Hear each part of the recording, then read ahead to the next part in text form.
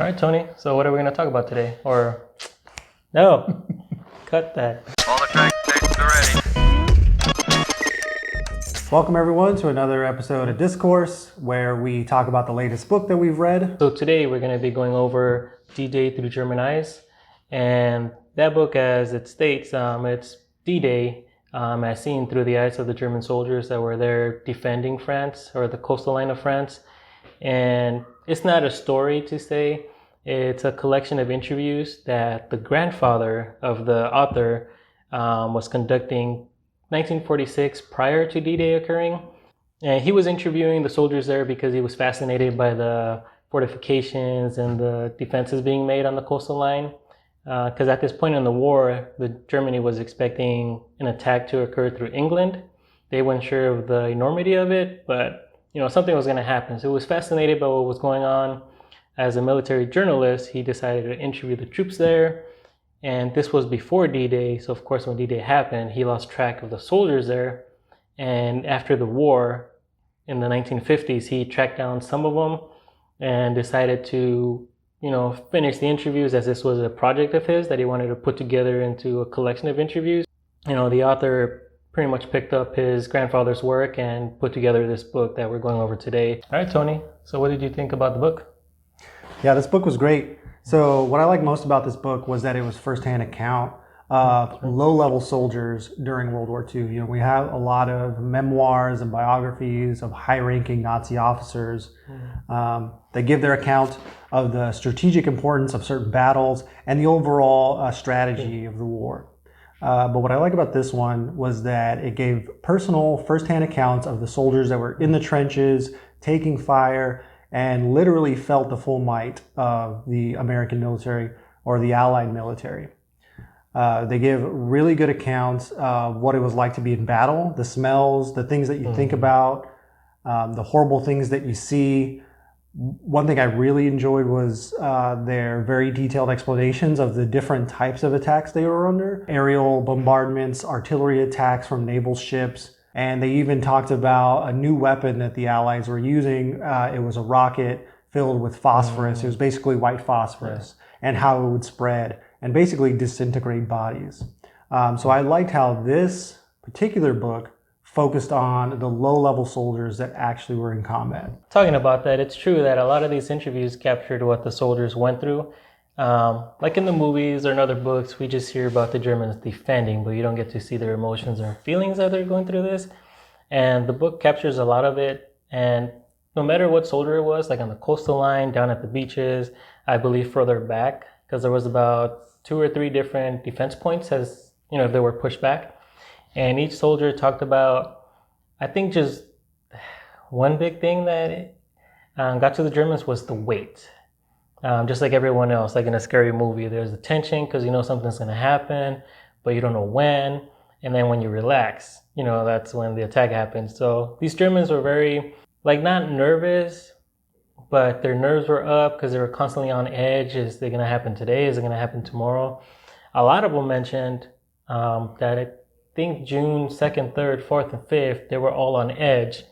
So they just couldn't wait till an attack actually happened so they could know what they were facing and actually have a plan and, conduct their job instead of just feeling on edge. During the fighting itself, a lot of questions were asked from the author or the grandfather, the journalist, saying, what did you feel as you saw the soldiers down at the beach bleeding, you were cutting them down, and they were using the MG, what was that machine gun? I think it was MG-42. Yeah, I believe so. They were just cutting down. The bullets were going through the front line, hitting the guys on the back, and they were just being piled. So the question was asked, did you feel any remorse? Were you sad?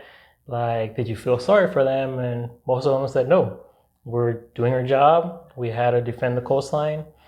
And, they weren't really thinking, I'm taking someone else's life, so I'm just doing my job. Yeah, when I was in the Army, we trained a lot in the States on how to conduct certain operations. So much so that it was basically mechanical. You were just going through the motions. So that way, when you were in combat, it was the exact same thing. You were just going through the motions. It felt like a job.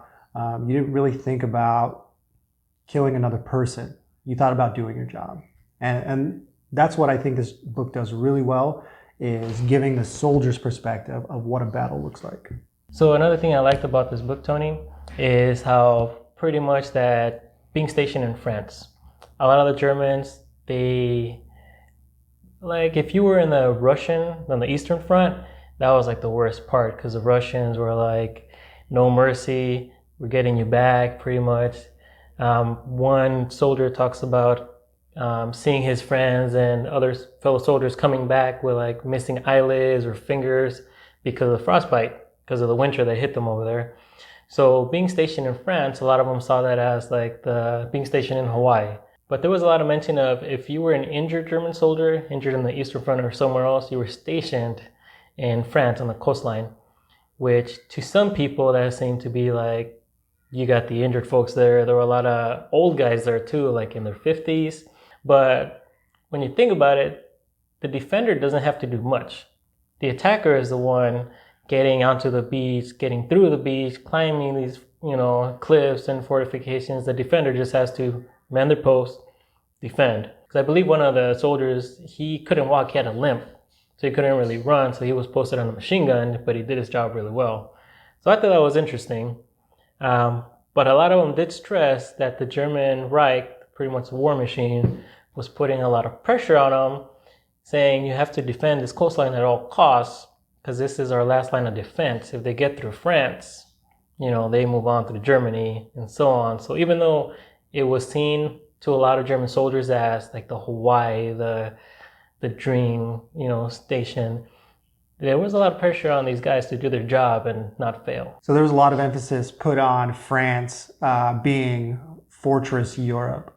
They didn't think of it as their motherland, but they thought of it as the bulwark against an invasion of Germany, their motherland. They knew that if the Allies had gotten a foothold in France, that the next thing would be an invasion of Germany. They knew this. They unfortunately didn't have the resources because they were fighting a two-front war with Russia, but they made use of everybody, injured, old. They had some Czech soldiers there that they had enlisted against their will. There was a lot of people with experience. They were just injured. Usually when you hear about World War II, you just think about attacking the Germans, but in their mind, at this point, all the countries they took over, they were all unified. And the other point that you mentioned about the Czech soldiers, there was also Russians and Ukrainians. You could say prisoners of war, but they actually deflected and started working with the Germans. They had their own units under German command. And they mentioned that in the book, some of them, they were seen like lower class or whatever because they weren't Germans, but they were still there working as laborers, fighting with the Germans. And that also helped in that vision of a unified Europe. There was these different ethnic groups working for the German cause. Another thing I really liked about this book was that it really humanizes the Nazi soldiers, whereas especially here in America, we see them as just the embodiment of evil. But really, they were humans. They had fears, they had anxiety, they had, hopes and dreams for their country. All of those played into the reason why they fought. And I think this is important to know because, evil acts are not done by some monsters in the shadows. Evil acts are taken up by regular people with fears that are similar to the fears that the Nazi soldiers had. However flawed it was, those are the same fears we have today. The journalist, the interviewer asked, how do you think the Americans feel? A lot of German soldiers were actually worried because they were doing their job, but when the attack was going the other way, they were kind of like, oh my God, like we slaughter these guys. When they come get me, they're not going to take me prisoner. They're just going to kill me on the spot. There was a mention, one of the soldiers said, if things were reversed, if the US soldiers and Canadians and British were on the defensive, they would do the same thing, slaughtering, soldiers on the beaches and doing all they can. These are just soldiers doing their job, no matter what country they were in. And the talk about atrocities, there are a few mentions on here. So going back to this, German soldiers were doing their job. They were professional soldiers, but there were mentions of some Americans and I believe British being executed on the spot, but these were by SS soldiers.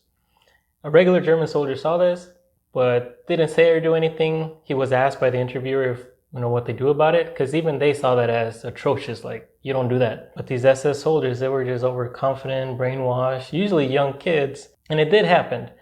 But the events, there were so many events that took place, and it was all in a matter of the same day, right? June 6th. So you couldn't really say or do anything. They were just going through the motion, trying to survive, and going back to different defensive points.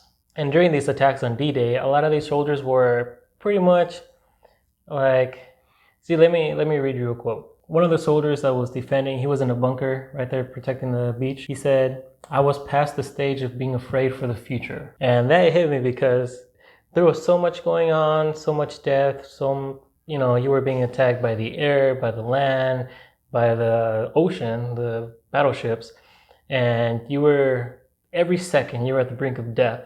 So this German soldier saying that, he's like, I'm just, like, I don't care if I die anymore. There's so much crap going on. I would think that they would just surrender, retreat, give up. But a lot of the soldiers, no matter where they were at, they were expecting reinforcements. All the higher-ups, the sergeants, they were promising them, just do your job. We just got to hold them for a few more hours. We got reinforcements coming through, some Panthers, some Tigers.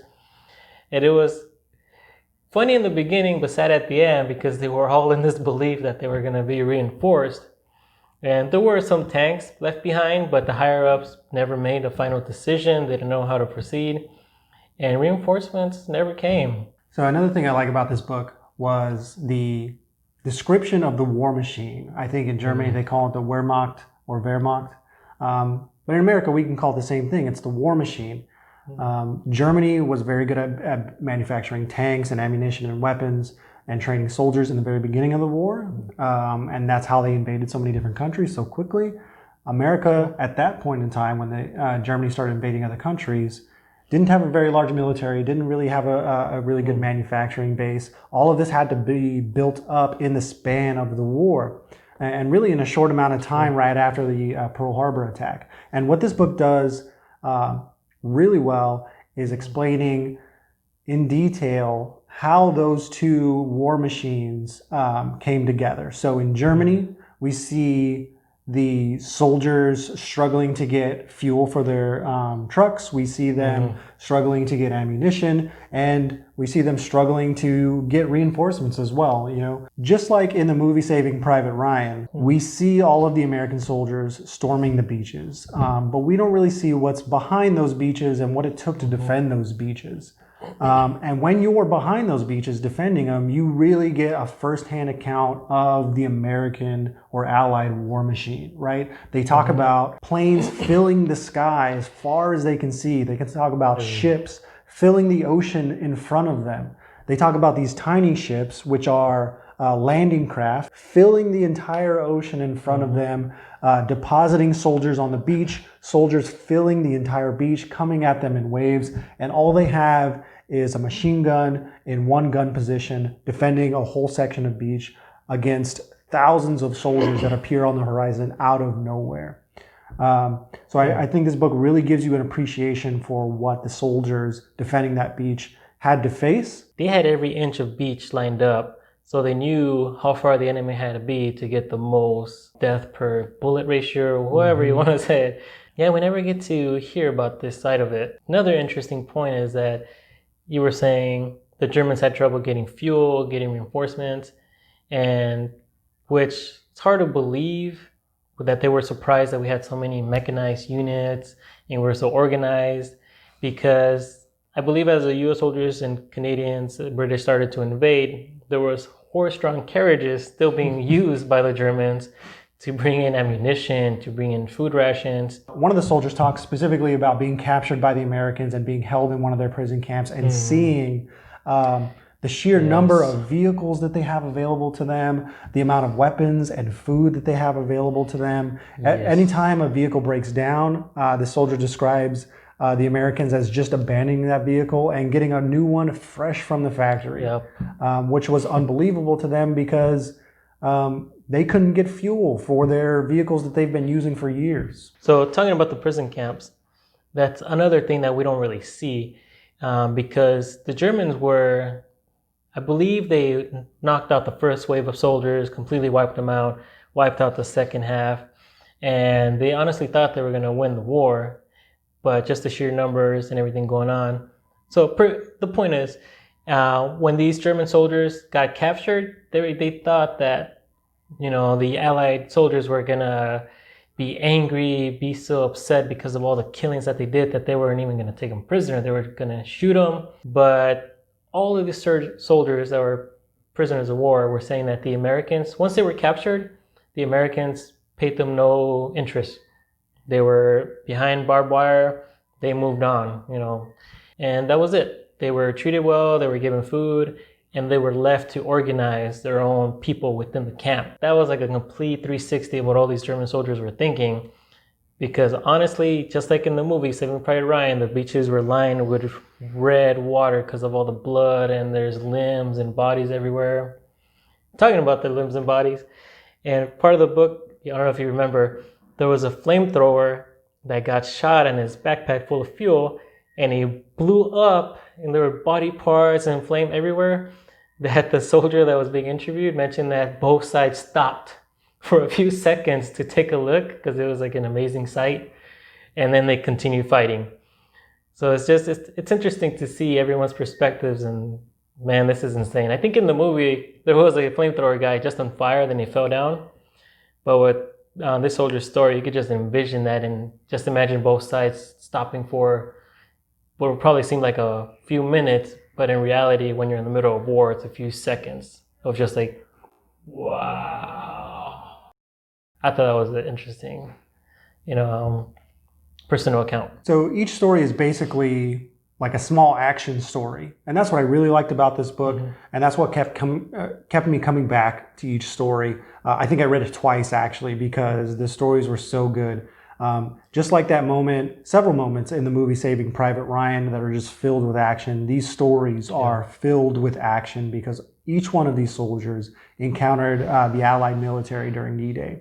I think one thing I didn't like was the amount of description that went into their fighting positions. They would describe how they were all built and where they stood and how it was supposed to work, which is great if you're into the historical facts of the war, and if you're a World War II history buff, you would really like those portions of it. But if you're not, I think you'll still like this book because there's a lot of great action scenes in there about how they were defending, about how they were getting attacked. There's one soldier that survives, I think, 2 to 3 different attacks on D-Day. He describes defending his beach position, being bombed out by naval bombardment, having to run away, and then seeing the infantry storm the beach with some Sherman tanks, and he runs away to another fighting position that then gets bombed by airplanes, and then he has to again run away. They get on a truck, and that's where they meet some SS soldiers. They're trying to hide from additional airplanes that are in the air, and he gets sent to the rear because he needs medical attention. This single story had so much action in it. Yeah. And that's what I really liked. And there was a point where he and one other survivor were, I believe, hiding behind a cement block as tanks were coming to attack him. And the other soldier gave him a grenade, and he was thinking in his head, like, what the hell is a grenade going to do against a tank? It was a rocket launcher. No, right? After that, after they expanded the 2 rockets. Remember? See? You see what I mean? There was so much going on that this guy is defending his beach position. He falls back. He meets this random soldier with a rocket pack, right? With an anti-tank rocket. I forget what it's called. Which is 2 rockets, which he was cradling like a baby. Which they're getting overrun, right? There's soldiers everywhere. There's paratroopers behind them. And instead of retreating, this one soldier shows up out of nowhere and wants to attack a Sherman tank. And he tells them, if we attack this Sherman tank, we'll get medals. And the guy was like, I'm sold. Let's do it. So they attack a Sherman tank. They actually do blow it up, right? Yep. They attack a second Sherman tank. I don't think they blow it up, but they disable it. And then they need to retreat now because they're out of ammunition. As they're trying to retreat, that one rocket soldier dies, and the guy that's still alive needs to retreat. A flak cannon shows up, or an anti-tank vehicle shows up, I believe, and gives him cover just enough for him to retreat. And then he retreats into another position where he again has to fight more soldiers. Yeah. Just one guy throughout the span of one day. Yeah, so I really like this book. I think it's good for both history buffs of World War II and people who just want a really intense action story. Yeah, so this book I highly recommend it for anyone that's a history buff, military buff, if you want to see the perspective of other soldiers, because usually you hear from the winning side. You don't hear from the losing side, their emotions at the time, even their emotions after. A lot of these interviews took place after the war, as mentioned earlier, and some of these past soldiers are working with British, people. They become friends with some British folks that took them in after they were prisoners of war in Britain. So it's very interesting after the war how everything just went back to normal.